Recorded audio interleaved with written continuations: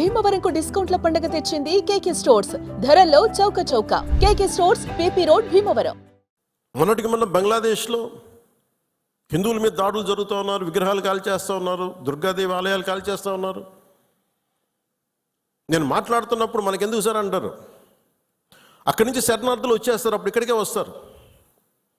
మొత్తం దేశం మొత్తం అప్పుడు మన స్థానికులకు ఉద్యోగాలు పోతే అప్పుడు మీకు ఓకేనా అన్న. ఆ దేశం బాగుంటేనే మనం ఇక్కడ ఉద్యోగాలు మన వాళ్ళకి ఇవ్వగలం. 2 రాష్ట్రాల మధ్య కూడా తెలంగాణ కానీ ఆంధ్ర కానీ ఇక్కడి నుంచి మీరు వచ్చేస్తే మా ఉద్యోగాలు పోతున్నాయనే కదా సెపరేట్ స్టేట్ అయింది. అలాంటిది ఎక్కడి నుంచో శరణార్థులు వాళ్ళ యుద్ధ పరిస్థితులు బాగలే, వాళ్ళ వాతావరణ పరిస్థితులు బాగలేక మనకు వచ్చేస్తే అది మనకు అదనపు భారం, అది దేశానికి కూడా. అంతేగాని దీంట్లో మన వివక్ష ఏమి ఉండదు. It's a practicality. Why this country can't afford too much of migration.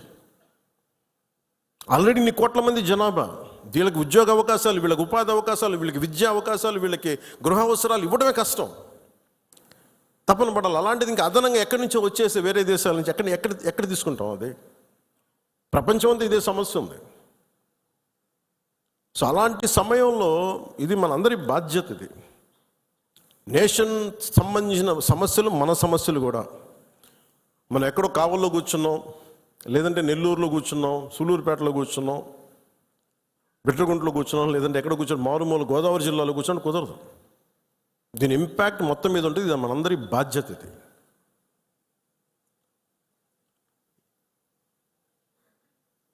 ఈ రోజున మనకి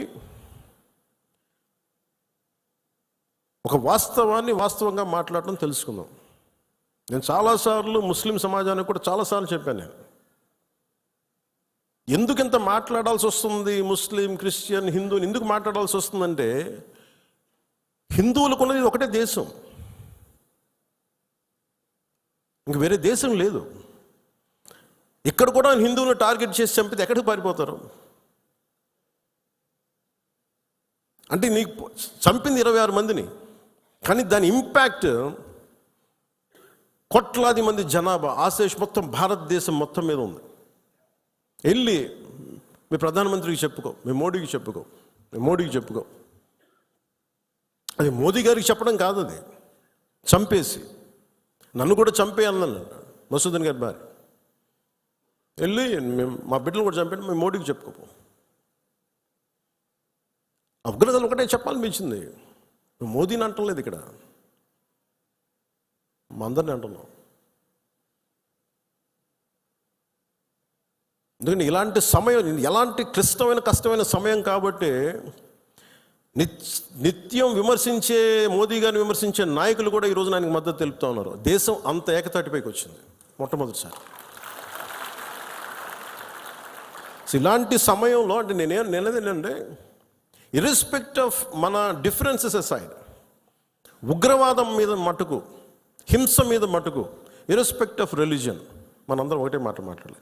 దీంట్లో మాట్లాడితే ఓట్లు పోతాయా, దీంట్లో మాట్లాడితే ఓట్లు వస్తాయి, ఇవన్నీ ఆలోచించకండి. Whether you have spoken truth or not, సత్యమేవ జయతే. నువ్వు ఒకటే మాట్లాడాలి, నేను ఓట్లు వస్తాయని నేను రాలా, మార్పు తీసుకురాగలమా లేదా అనేది రాజకీయాల్లోకి వచ్చాం. ఓట్ల కోసం అయితే నా లాంటి ఇంత తపన పడక్కలు, ఇంత కష్టపడక్కలు. చాలా గొప్ప పార్టీలు ఉన్నాయి, అనుభోగిన నాయకులు ఉన్నారు. కానీ ఒక సత్యాన్ని సత్యంగా మాట్లాడడం చాలా శక్తి కావాలి, దానికి ధైర్యం కావాలి. సహజంగా ఇలాంటి సంఘటనలు, ఉగ్రవాదులు జరగగానే అందరూ మనకెందుకు వాళ్ళు మన టార్గెట్ చేస్తారేమో అనుకుంటాను. మన సరిహద్దులకు వెళ్ళలేదు. నేను చెప్పాను, మన అందరూ ఇళ్లలో కూర్చొని జాగ్రత్తగా ఉండి ఎవ్వరికి ఒక మాట అనుకున్నామంటే మన ప్రాణాలు రక్షణతో ఉంటాయనుకుంటున్నారా? మన చనిపోయిన మధుసూదన్ గారిని చూడండి, ఆయన ఎవరికి హాని చేశాడు? ఎవరిని పల్లెత్తి మాట అనలా. కుటుంబాన్ని తీసుకెళ్ళి కాశ్మీర్ వెళ్తే ఎక్కడ కాల్ చేశారు. హి was targeted as a Hindu. ఇది ఎక్కడో కూర్చోబెట్టి మత సామరస్యం చాలా చాలా అవసరం ఈ దేశానికి. చాలామంది మత కలహాలు క్రియేట్ చేయాలనుకున్నా కానీ కొంతమంది చేస్తుంటారు. దాన్ని మీరు అడ్డుకోవాలి. మీ కళ్ళ ముందు ఒక సంఘటన జరుగుతున్నప్పుడు మీరు అడ్డుకోండి. అది ఎవరైనా సరే, ఒక హిందూ కావచ్చు, ముస్లిం కావచ్చు, ఏమది తప్పు అంటే తప్పని చెప్పండి. మీరు ఆ ధైర్యం కావాలి మీ అందరికీ. ఎందుకంటే ఆ ధైర్యం లేనప్పుడు అప్పుడు మన పొలిటికల్ పార్టీగా మనం ఉండడం అనవసరం, ఒక పొలిటికల్ పార్టీ మెంబర్గా ఉండటం కూడా అనవసరం. హార్ష్గా చెప్పమని చెప్పట్లే, గట్టిగా తీవ్రంగా చెప్పమని చెప్పట్లే, కానీ ఇబ్బందిగా ఉంది నువ్వు చేసే పని చెప్పాలి. కష్టం తెలియాలి కదా.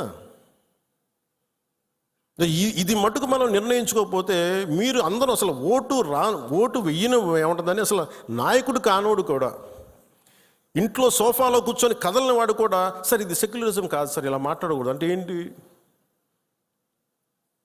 అంటే ముస్లిం కాని వాళ్ళు చచ్చిపోతేనే మాట్లాడాలి సెక్యులరిజం అంటే? హిందువులకు జరిగితే మాట్లాడకూడదా?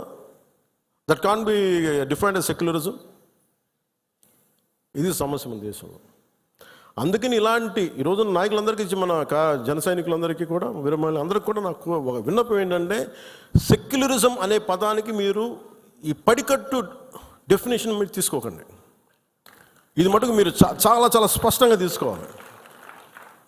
నేను చాలాసార్లు చెప్పాను, ముస్లిం సమాజంలో చాలామంది వచ్చి అడిగినప్పుడు మీకు ఏదైనా ఇబ్బంది వస్తే మొట్టమొదటి గొంతెత్తేది నేను, మీకు గుర్తుపెట్టుకోండి.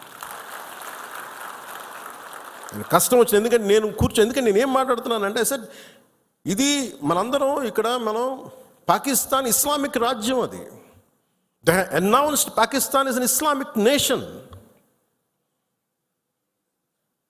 But India is not a మనం చెప్పుకోవచ్చు కదా, this is a Hindu nation చెప్పచ్చు కదా. మనం ఎందుకు చెప్పము?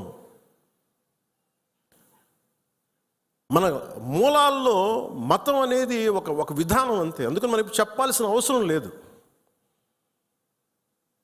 అంటే ఈ సందర్భంగా ఇది ఏ భాషలో తర్జుమా చేసుకుంటారో తెలియదు, ఇది కశ్మీర్ దాకా వెళ్తుందో ఇంకొకటికి వెళ్తారో తెలియదు, కానీ ఒకటే ఉగ్రవాదులకి ఒకటే సందేశం, ఇది వరకు లాంటి భారతదేశం కాదు, ఇది కొత్త భారతదేశం. అది ఎందుకంటే మేము చాలాసార్లు విసిగిపోయి ఉన్నాం.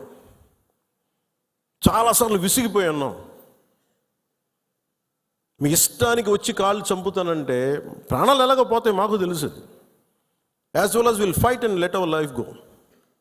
దాన్ని సిద్ధపడే వచ్చాం రాజకీయాల్లోకి. ఉట్టిన ఎందుకు వస్తాం? పదవులుగా. పదవులు లేకపోతే మనకి ఏమొస్తుంది? ఇంకా బాగుంటుంది పదవులు లేకపోతే, స్ట్రెస్ ఉండదు. అందుకని పదవులు ఆశించేది ఎవరైనా సరే ఇది బాధ్యత. ఇది మనందరం బలంగా మాట్లాడాలి. సుమన్ టీవీలో మీ పర్సనల్ అండ్ బిజినెస్ ప్రమోషన్స్ కోసం కింది నెంబర్కి కాంటాక్ట్ చేయండి.